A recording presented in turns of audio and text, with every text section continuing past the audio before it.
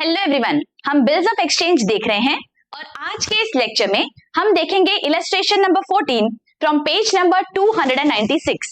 So let's get started. Journalize the following transactions in the books of Mayur. Okay, so now हमें मयूर के point of view से सारे transactions को देखना है बच्चों. Okay, these are some transactions जहां पे मयूर के लिए बहुत सारे कोई बिल्स रिसीवेबल या बिल्स पेएबल होंगे जिनके लिए हमें इस तरह से कुछ इंफॉर्मेशन दी गई है. ठीक है, सो यहाँ पे please remember we are in the shoes of Mayur. So whenever we are reading the transactions, please try to understand कि मयूर के लिए ये बिल्स पेएबल है या बिल्स रिसीवेबल है, and then accordingly you will be able to understand the journal entries. ठीक है, let us move to number 1. Vishwas renewed his acceptance to, यहाँ पे प्रिंटिंग मिस्टेक है, नितेश आया है, it should be Mayur. Okay, विश्वास रीन्यूड हिज एक्सेप्टेंस. जो accept करता है वो कौन होता है?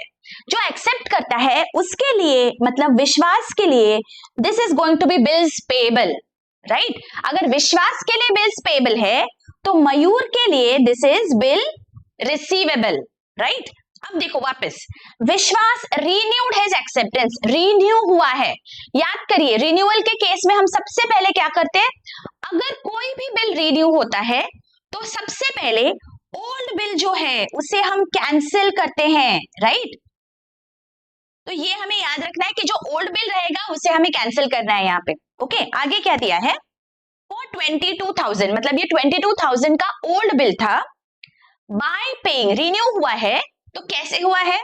बाय पेइंग 12,000 इन कैश, मतलब 12,000 उसने पे किया. किसने पे किया? विश्वास ने पे किया, तो मयूर को ये पैसा मिला है. Okay, and accepting a fresh bill for the balance with interest at 12% per annum for 2 months. मतलब विश्वास ने क्या किया यहाँ पे? we have to divide the sentence in different segments, तो हमें समझेगा. देखो विश्वास ने क्या किया, पहले तो एक बिल है 22,000 का, उसे रिन्यू किया. he paid 12,000 in cash. he accepted a fresh bill for the balance along with interest. मतलब हमें इंटरेस्ट का भी यहाँ पे कैलकुलेशन करना है. ठीक है, तो सबसे पहली हमारी जर्नल एंट्री होगी for cancellation of the old bill for 22,000 for Mayur. Okay, now we are Mayur. Mayur के लिए this is a bill receivable, इसे मुझे कैंसिल करना है. It is no more my asset, तो उसे मैं क्रेडिट कर दूंगी. और मेरा डेटर कौन बन जाएगा? विश्वास. तो यहां पे मेरी फर्स्ट एंट्री आएगी, Vishwas account debit to bill receivable 22,000.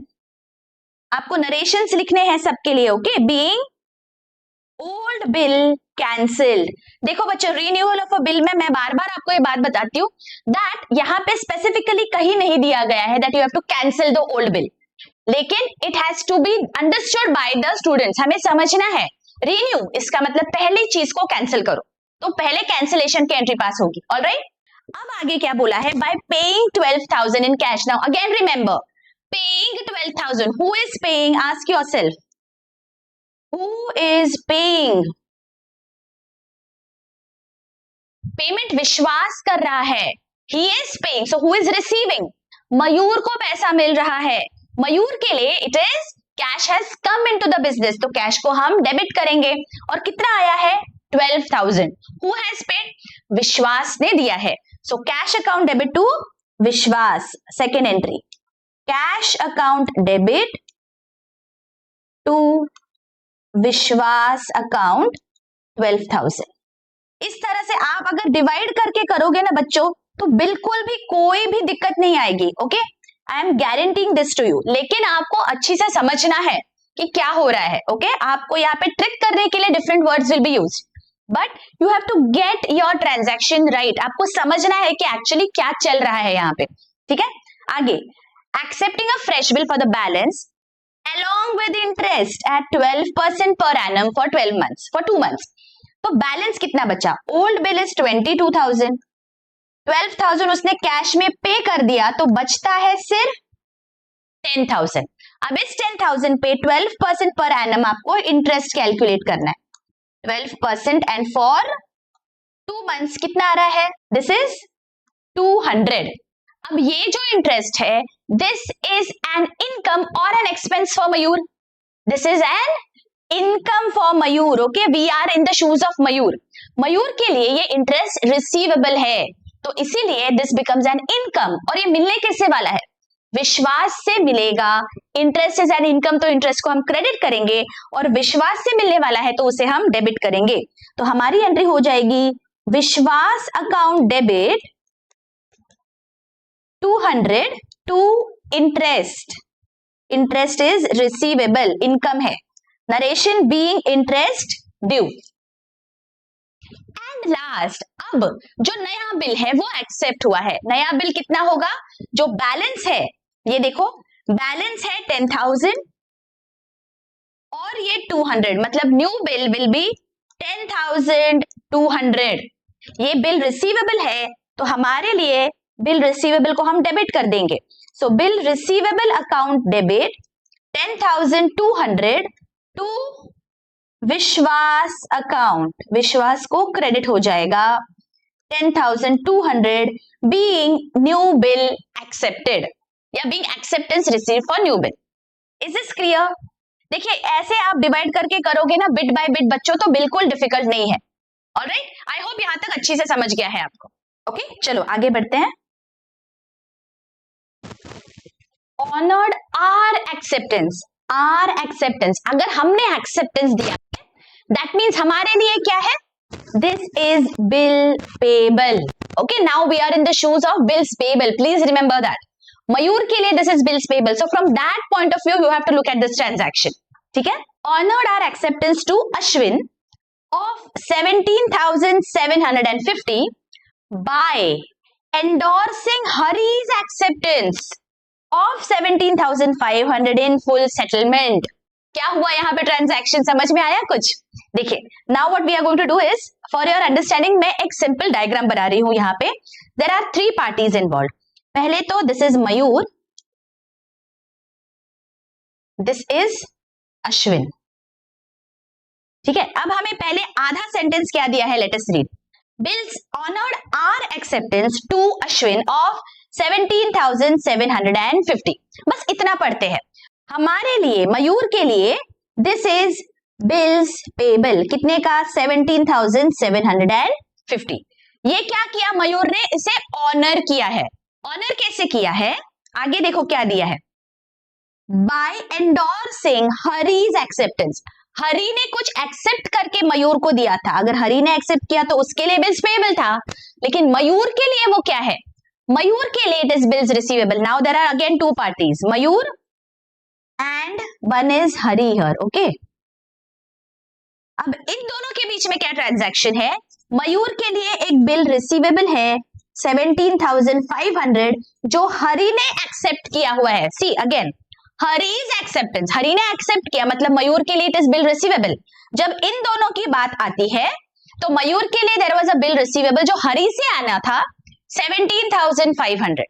Are you all getting this? कौन सा बिल पेएबल है और कौन सा बिल रिसीवेबल है? Again I am repeating. Half of the sentence हम पढ़ते हैं. Honoured are acceptance to Ashwin of 17,750. हमारा एक्सेप्टेंस है, मतलब हमारे लिए बिल्स पेएबल है, और ये हमने ऑनर किया, मतलब इसके बदले में हमने पैसा दिया है या शायद और कुछ दिया है. ओके, ऑनर किया है. अगर मैंने मेरा लायबिलिटी, तो बिल्स पेएबल को मैं डेबिट करूंगी, बिकॉज मैंने जो लायबिलिटी थी वो मैंने अभी नलिफाई कर दी, मैंने पे ऑफ कर दिया. लेकिन कैसे पे किया है? By endorsing. What did I endorse? See यहाँ पे क्या दिया है? हरीज एक्सेप्टेंस. मतलब ये जो मेरे पास बिल था ये मैंने दे दिया है, मैंने पैसा नहीं दिया, मेरे पास एक एसेट पड़ा था. मैंने लायबिलिटी को कैसे नलिफाई किया? एक एसेट को देके. What was that asset? It was somebody else's acceptance. मतलब एक बिल रिसीवेबल था जहां पे बोला था that Hari is going to give me 17,500. वो मैंने उठा के अश्विन को दे दिया उसके बिल पेएबल के बदले में. Getting it? तो बिल रिसीवेबल मेरे बिजनेस से बाहर जा रहा है. मेरा जो बिल रिसीवेबल है वो मैंने एंडोर्स कर दिया. Getting it? This is what we do.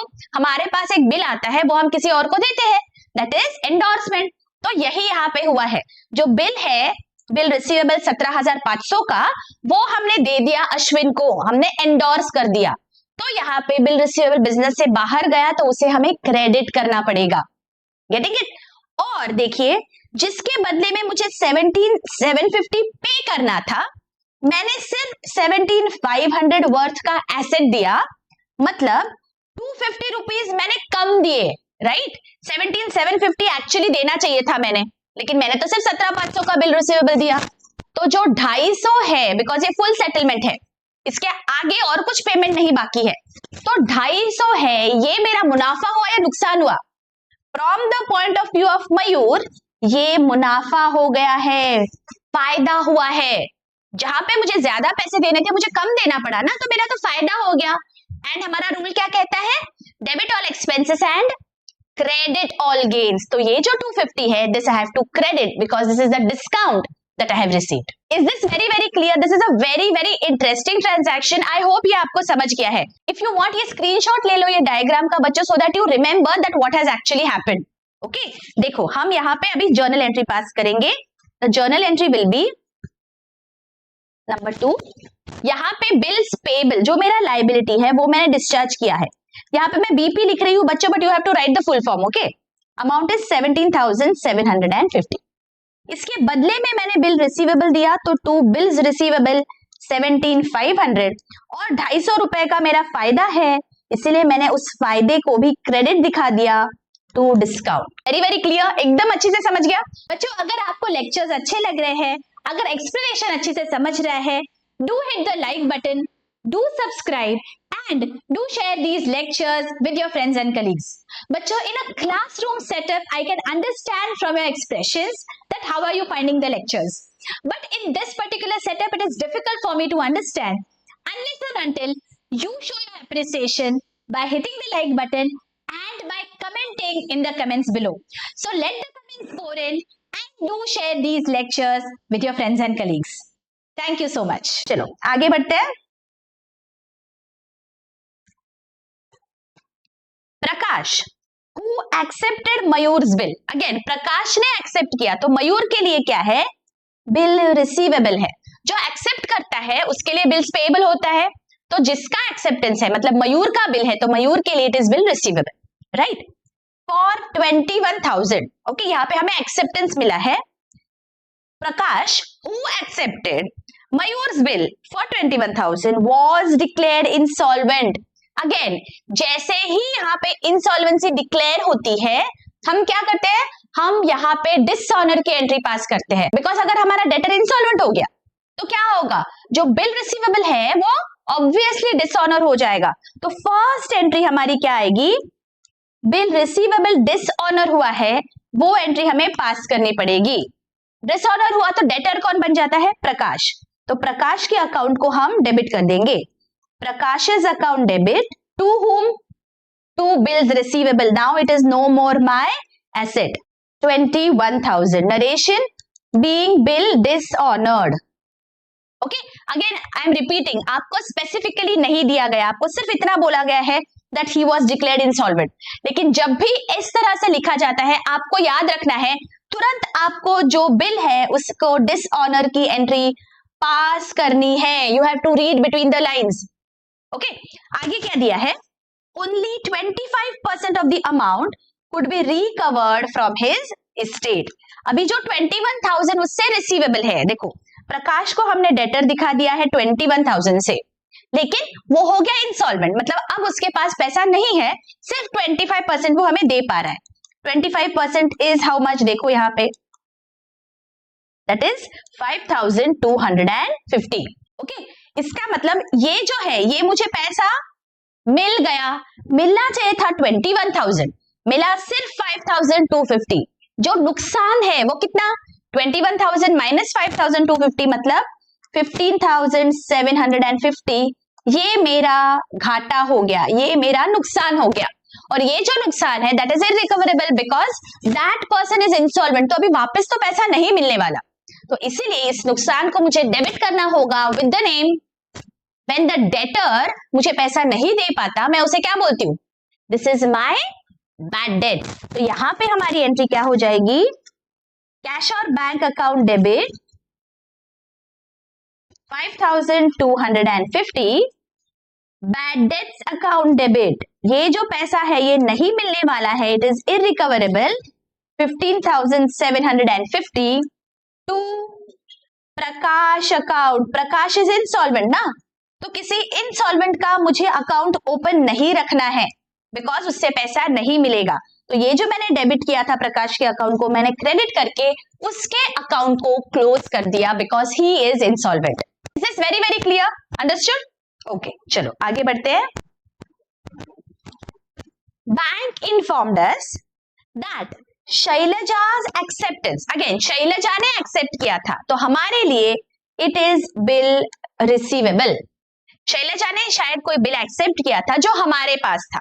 Okay, अब बैंक ने हमें क्या इन्फॉर्म किया है?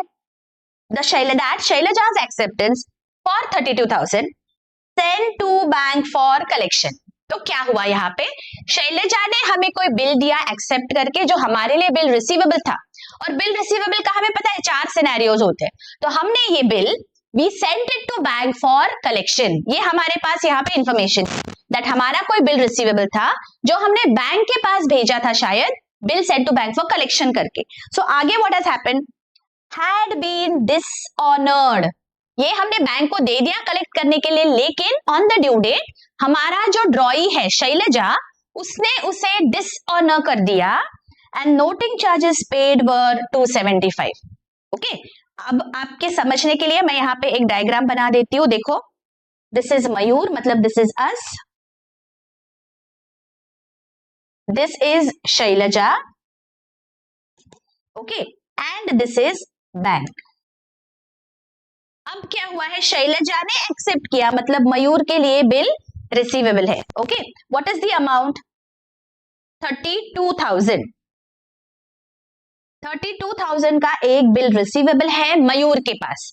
अब मयूर ने क्या किया? ये बिल मयूर लेके गया बैंक के पास और उसने उसे कलेक्शन के लिए भेज दिया. Bill sent to bank for collection. ठीक है, तो जब ड्यू डेट होती है ऐसे केस में तो क्या होता है?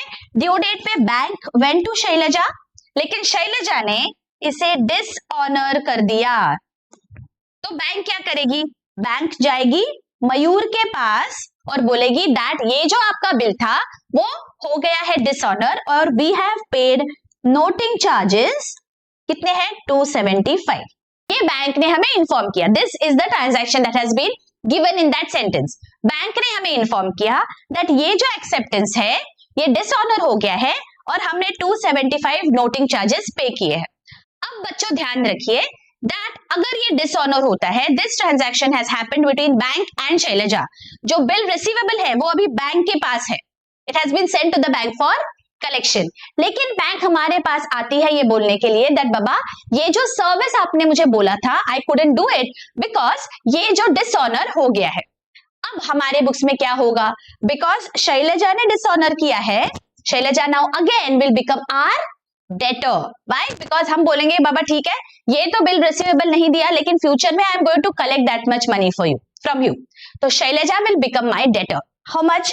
32,000 एज वेल एज ये जो नोटिंग चार्जेस है बैंक हमसे वसूल करेगी और हम इन टर्न शैलजा से वसूल करेंगे. याद करिए मैंने आपको पहले भी बताया है नोटिंग चार्जेस इररिस्पेक्टिव कौन पे करता है एट द एंड वो हमेशा वसूल होते हैं ड्रॉई से. Noting charges are the expense of the drawee, लेकिन who is paying? Bank has paid on behalf of us और इसलिए बैंक हमसे कलेक्ट करेगी, मतलब मयूर से, और मयूर जाके वो शैलजा से कलेक्ट करेगा.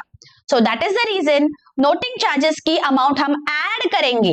तो 32,000 प्लस 275, 32,275 शैलजा के अकाउंट को हम डेबिट कर देंगे. Shailaja's account debit. अब जो bill sent to bank for collection, जब हमारे पास हमने ये बिल बैंक के पास भेजा, हमने क्या एंट्री पास की होगी बच्चों? देखो, जब ये बिल मैंने बैंक को भेजा sent to bank for collection, that time मैंने एंट्री पास की होगी bill sent to bank for collection account debit 32,000 to bill receivable 32,000. Correct? जब मैंने ये बिल बैंक को दिया, सेंड टू कलेक्शन किया तब. अब ये जो बिल रिसीवेबल है it is no more in my books, मैंने इसे ऑलरेडी क्रेडिट कर दिया, लेकिन bill send to bank for collection account मैंने डेबिट किया था यहाँ पे. अब ये डिसऑनर अगर हो गया तो इस डेबिट को मुझे क्रेडिट करना पड़ेगा. I will have to close that account. तो यहां पे मैं to bill send to bank for collection को क्रेडिट करती हूं. Bill send to bank for collection. What is the amount? 32,000.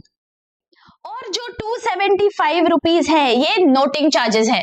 ये बैंक हमसे लेने वाली है, मतलब for that amount bank will become my creditor. Bank बोलेगी बाबा ये पैसा मुझे दो नोटिंग चार्जेस का. Why should I bear the brunt, right? तो बैंक हमसे वो पैसा वसूल करेगी, इसीलिए हम टू बैंक 275 लिखेंगे. Getting it? Because bank has paid that money. Bank बोलेगी कि बाबा Mayur you give me that money back. तो इसलिए हमने बैंक को क्रेडिट कर दिया एंड हम वो इंटर्न लेने वाले हैं शैलजा से, इसलिए हमने शैलजा के अकाउंट को bill receivable plus noting charges की अमाउंट से डेबिट कर दिया है. Is this very very clear? I hope यहाँ पे आपको बहुत ही अच्छी से समझ में आ रहा है सब बच्चों. अगर बहुत अच्छी से लेक्चर समझ में आ रहे हैं, do share with your friends and colleagues and do consider hitting on the super thanks button and keep the comments pouring in.